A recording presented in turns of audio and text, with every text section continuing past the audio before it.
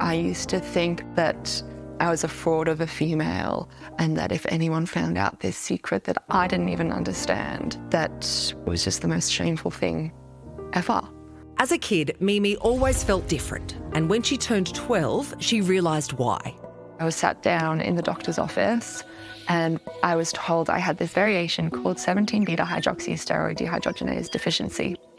Along with that, I was also told that I couldn't have periods and that I couldn't have kids. Mimi was born intersex, which is an umbrella term for variations in sex characteristics. For example, genitals or chromosome patterns that don't fit typical male or female norms. My parents were fully aware of the potential bullying if I was living an openly intersex life. They thought it best to protect me, to keep this part of me secret. We didn't ever say secret, but we did say there are things that you keep private.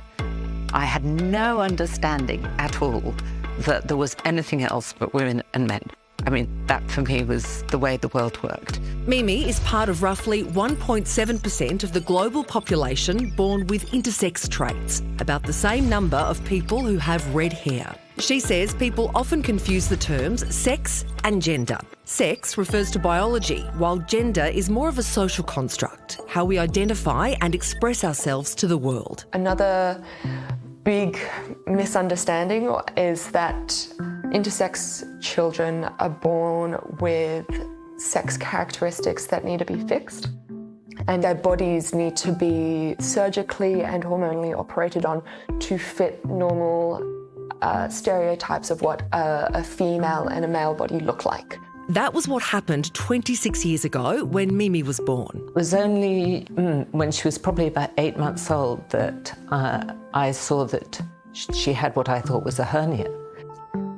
The doctor told me they were actually undescended testes. We were told that there was a risk of malignancy, of cancer, and that we should operate.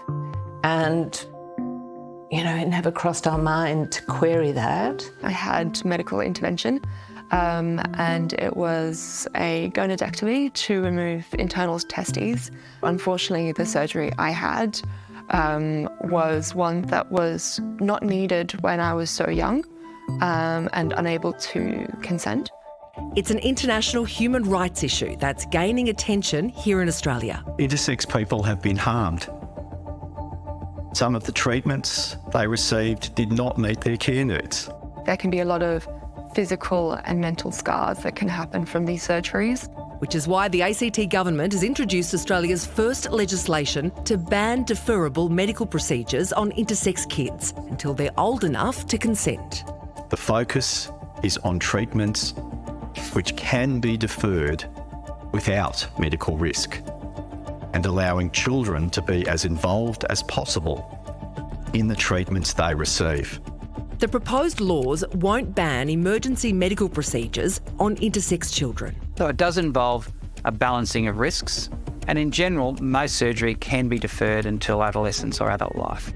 Paediatric surgeon Peter Borsey says surgery on intersex children these days is rare.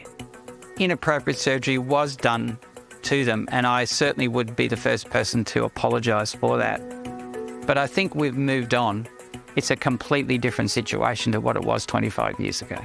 He worries aspects of the proposed law could cause unintentional harm. In that if the decision is made for an intervention such as the concern for a cancer risk or the ability to administer medication to achieve a healthy outcome, could quite possibly be delayed in terms of running through the bureaucracy. In hindsight, Mimi's mum, Sian, wishes she'd had more information. I would definitely defer treatment until she could be part of the decision, to give that control back to her over her body.